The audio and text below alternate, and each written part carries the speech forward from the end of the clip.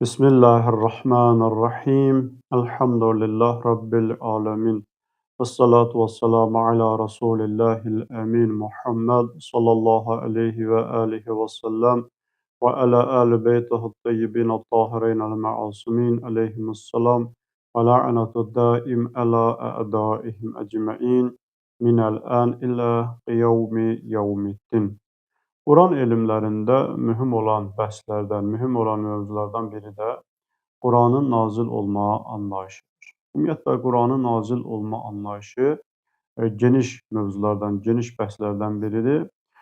Çünki Quranın nazil olması dedikdə bir çox bəhslər qeyd olunur. Məsələn, Quranın məkana və zamana görə nazil olması, Quranın vəhy vasitəsilə nazil olması, Quranın nazil olması səbəbi ki, buna şə'n-i nuzul, səbəb-i nuzul deyirlər. Quranın Məkkədə və Mədinədə nazil olması, Quranın ilk nazil olan ayə və son nazil olan ayələri, Quranın nazil olma məkanı ki, bunların hər biri ayrı-ayrılıqda geniş mövzulardan biridir. İnşallah bunlar haqqında biz ayrı-ayrılıqda danışarıq. Amma bugünkü mövzumuzu Quran elmlərində yer alan səbəb-i nuzul və şə'n-i nuzul mövzusuna aydınlıq gətirək.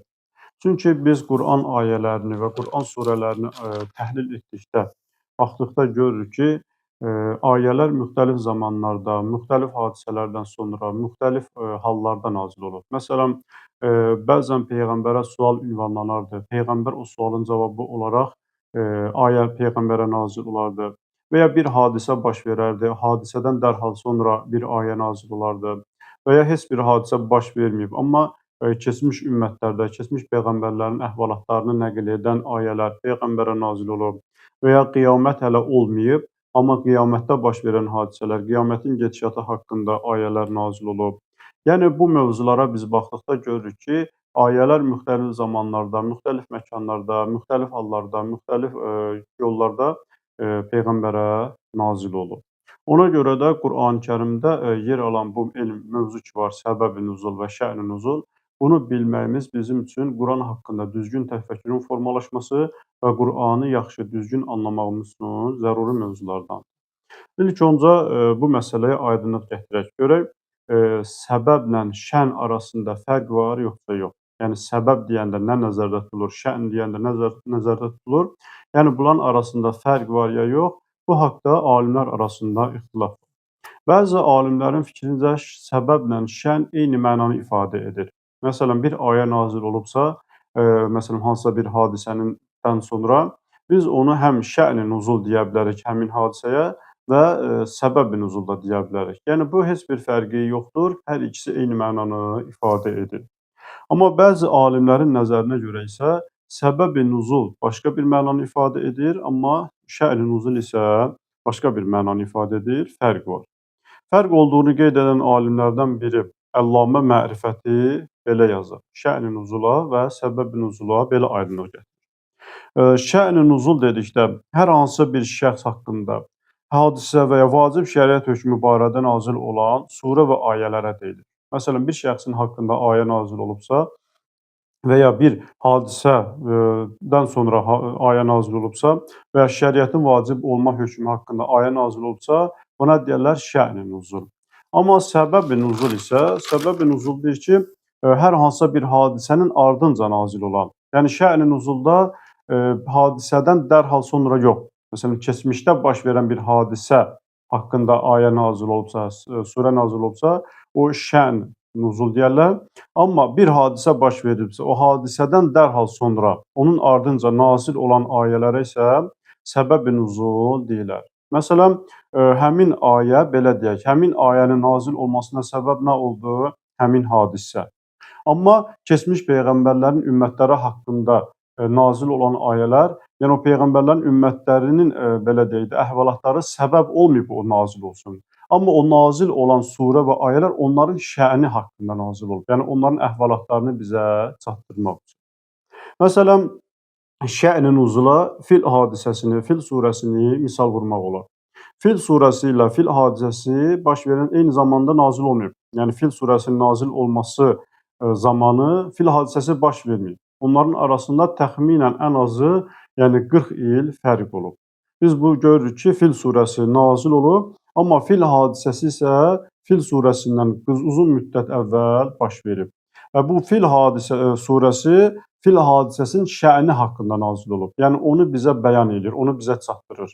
Nəinki Fil hadisəsi səbəb olmayıb ki, onun ardınca Fil surəsi nazil olsun. Yox, Fil surəsinin nazil olması o Fil hadisəsinin şə'ni haqqında, yəni o əhvalatı bizə çatdırmaq üçün. Eyni zamanda, məsələn, dediyimiz kimi, keçmiş peyğəmbərlərin qissələrinə baxdıqda, keçmiş ümmətlərin əhvalatlarına baxdıqda, keçmiş qövmlərin hadisələrinə baxdıqda, yəni onlar haqqında nazil olan ayələr, yəni o hadisələr səbəb olmayıb bu ayə nazil olsun. Sadəcə olaraq ayə nazil olub onların şə'nini bizə çatdırır. Yəni onları bizə nəql edir, bizə çatdırır.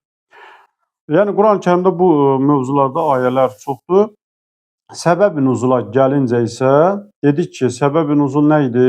Yəni hər hansısa bir hadisədən dərhal sonra və yaxud da ki, peyğəmbərə sual ünvanlanır, o sualın cavabında peyğəmbərə ayə nazil olur. Yəni o hadisə səbəb olur ki, ayə nazil olsun və yaxud da ki, peyğəmbərə ünvanlanan sual səbəb olur ki, onun cavabı olaraq bir ayə nazil olsun. Bir neçə ayəni qeyd edək səbəb-i nüzula. O ayələrdən biri İsra surəsinin 85-ci ayəsi. Ayədə peyğəmbərə bir sual ünvanlanır, o suala cavab olaraq həmin ayə nazil olur. Ayə belədir ki, və yəsəlunəkə ənir-ruh. Deyir, səndən ruh haqqında soruşurlar. Ki, biz bu ayənin elə zahirinə baxdıqda görürük ki, bu peyğəmbərdən soruşulan bir sualın müqabilində nazil olub. Allah deyir ki, səndən ruh haqqında soruşurlar. Qulir-ruhu min əmri Rabbi. De, ruh mənim əmrimin işlərindəndir. Və mə utitu minəl ilmi illə qalilə. Yəni mənə də o haqda az məlumat verilib, az elm verilib. İndi biz bu ayənin elə zahirinə baxdıqda görürük ki, peyğəmbərə bir sual ünvanlanıb, cavab olaraq bu ayə nazil olub. Həmçinin Bəqərə surəsinin 217, 219, 215, 189, 220-ci ayələrinə də biz baxdıqda ki, o ayələrdə də biz görürük ki, peyğəmbərə bir sual ünvanlanıb, o sualın cavabı olaraq həmin ayələr nazil olub. Və biz də o həmin sual olunan hadisəni belə adlandırırıq ki, səbəb-i nüzul. Yəni o ayələrin nazil olmasına səbəb olub. Əgər peyğəmbərdən ruh haqqında soruşulmasaydı, ona cavab olaraq bu ayə nazil olmazdı. Ki, bu sual səbəb olub ki, onun cavabı olaraq bu ayələr nazil olsun. Eyni zamanda səbəb-i nüzula Quran-ı Kərimdə və İslam tarixində xüsusi əhəmiyyətə malik olan bir hadisəni misal vurmaq olar. Bu hadisə Allah Rasulü Həzrəti Muhammed sallallahu aleyhi və aleyhi və səlləmin hicrəti zamanı baş verən hadisədir. Belə ki, Peyğəmbər hicrət edən gecə onun yerində biri yatmalı idi, o şəxs də Əli əleyhissalam olub. Yəni Əli əleyhissalam Peyğəmbər hicrət edən zaman Peyğəmbərin yerində yatması, öz canını Allah yolunda fəda etməsi və Peyğəmbərin hicrət etməsi bu hadisə səbəb oldu ki, Bəqərə surəsi, yəni bu hadisədən sonra Bəqərə surəsinin 207-ci ayəsinin nazil olması. İslam tarixində bu gecəyə Leylətul Məbit də deyərlər. Ki, bu hadisə səbəb oldu Bəqərə surəsinin 207-ci ayəsinin nazil olması. Ayə belədir ki, وَمِنَ النَّاسِ مَنْ يَشْتَرِي نَفْسَهُ ابْتِغَاءِ مَرْضَاتِ اللّٰهِ. İnsanlardan eləsi var ki, Allahın razılığını əldə etmək üçün nəfsini satarlar. Vallahu raufun bil ibad. Həqiqətən də Allah bəndələrinə qarşı mehribandır. Ki, biz bu ayəni təhlil etdikdə, təfsirinə baxdıqda görürük ki, Əli əleyhissalam Peyğəmbərin hicrəti zamanı Peyğəmbərin yerində yatması və bu hadisə səbəb olub, bu ayə nazil olsun və bu hadisəyə biz nə deyirik? Yəni səbəb-i nüzul. Ki, bu ayənin nazil olmasına bu hadisə səbəb oldu. Eyni zamanda Əli əleyhissalamın yəni fəziləti haqqında nazil olan digər ayələrə də baxdıqda, Maidə surəsinin 55-ci ayəsi, Əli əleyhissalam ruku halında zəkat verməsi, yəni Əli əleyhissalamın ruku halında zəkat verməsi səbəb oldu, Maidə surəsinin 55-ci ayəsi nazil olsun. Və yaxud da ki, Əhl-i Beyt əleyhissalam yeməyini, yəni yeməklərə ehtiyaclı olduğu halda, İnsan surəsindəki bu ayələr qeyd olunur, yeməyə ehtiyaclı olduqları halda yetimə, miskinə, fəqirə vermələri bu hadisə səbəb oldu ki, İnsan surəsinin əvvəlinci ayələri nazil olsun. Yəni, belə deyək də, mövzunu belə xülasələşdirək. Keçmişdə baş verən hadisələr haqqında nazil olan ayələr, gələcəkdə baş verən hadisələr haqqında olan ayələr, onun haqqında nazil olan ayələr, şəriət hökmləri haqqında nazil olan ayələr, nübüvvət haqqında, keçmiş qövm ümmətləri haqqında nazil olan ayələrə biz şə'n-i nuzul ayələri adlandıra bilərik. Amma bir hadisənin ardınca nazil olan ayələrə və ya verilən sualın müqabilində nazil olan ayələrə isə səbəb-i nüzula misal vurmaq olar. İndi bizim mövzumuzun sonunda belə bir sual meydana çıxır ki, bu səbəb-i nüzul, yəni bir surənin, bir ayənin nazil olma səbəbi və ya nazil olma şə'nin, yəni bunu bilməyin bizim üçün nə kimi faydası var? Onun cavabı olaraq onu qeyd eləyək ki, səbəb-i nüzul, yəni bir ayənin səbəb-i nüzulunu bilmək, şə'n-i nüzulunu bilmək, onun bizim üçün çox faydaları var. Məsələn, bu ayədən biz nə dərs əldə edirik? Bu ayə nəyi bizə çatdırır? Bu ayə kimin haqqında nazil olub? Bu ayə nəyə dəlalət edir? Yəni bu ayənin məqsədi, hədəfi nədir? Bizə nə öyrədir? Biz bu ayələrdən nə əldə edirik?